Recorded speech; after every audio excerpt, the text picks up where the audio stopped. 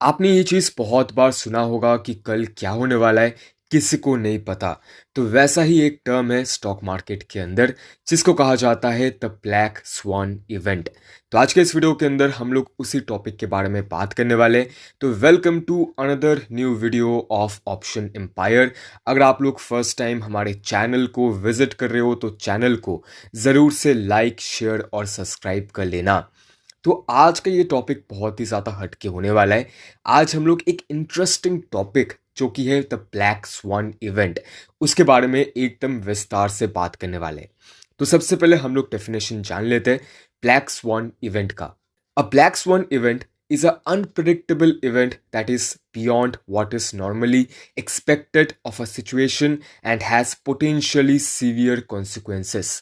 मतलब कि अगर हम लोग सिंपल भाषा में बताएं तो ब्लैक स्वान ऐसा एक अनप्रिडिक्टेबल, मतलब कि कोई उसको प्रिडिक्ट पहले से नहीं कर सकता।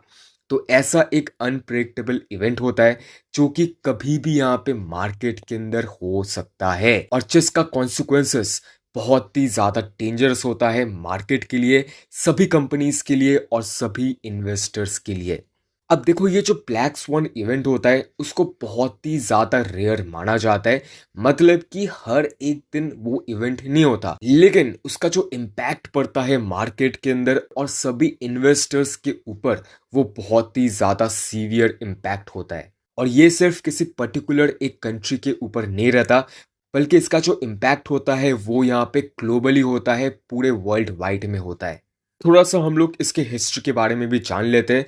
तो सबसे पहले ये ब्लैक स्वान इवेंट पॉपुलराइज किया गया था बाय नजीम निकोलस टलेब, जो कि एक फाइनेंस प्रोफेसर, राइटर और फॉर्मर वॉल स्ट्रीट ट्रेडर भी रह चुके हैं। तो तलेब ने 2007 में अपने एक बुक में इस ब्लैक स्वान इवेंट के बारे में लिखा था। 2008 फाइनेंशियल क्राइसिस से पहले उन्होंने यहाँ पे इस पूरे इवेंट को 3 पॉइंट में कैटेगराइज किया था। पहला पॉइंट उन्होंने बताया था कि ये जो इवेंट होता है वो बहुत ही ज्यादा रेयर होता है और कोई भी इसके पॉसिबिलिटी को पहले से प्रेडिक्ट नहीं कर सकता।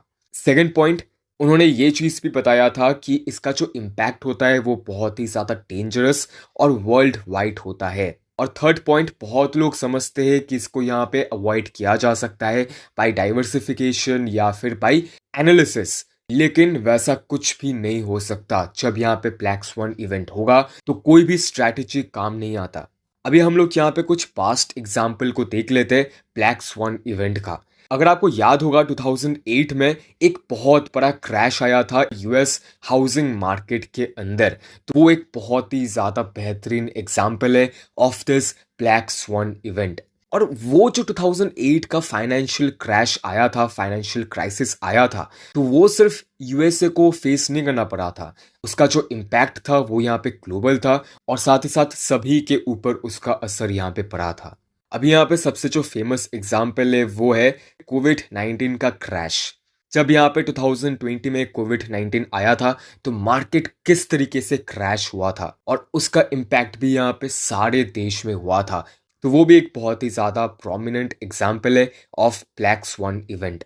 अब आप लोगों के मन में एक सवाल आ रहा होगा कि इसको यहाँ पे ब्लैक स्वान इवेंट ही क्यों कहा जाता है। देखो, यहाँ पे जो ब्लैक स्वान होता है ना वो बहुत ही ज्यादा रेयर होता है और पहले लोगों को पता ही नहीं था कि ब्लैक स्वान बोल के कोई एक एनिमल एग्जिस्ट भी करता है। इसलिए यहाँ पे इस इवेंट को ब्लैक स्वान इवेंट कहा जाता है, क्योंकि ये भी जो इवेंट है वो बहुत ही ज्यादा रेयर होता है और कोई भी उसको यहाँ पे पहले से प्रेडिक्ट नहीं कर सकता। अब यहाँ पे और एक टर्म है स्टॉक मार्केट के अंदर जिसको कहा जाता है ग्रे स्वान इवेंट। तो वो भी यहाँ पे एक आउटलाइनर है of this black swan event. मतलब कि grey swan event black swan event का ही एक छोटा सा वर्जन है। जब यहाँ पे ग्रे स्वान इवेंट होता है उसका मतलब ये है कि यहाँ पे ब्लैक स्वान इवेंट भी उसके बाद आ सकता है।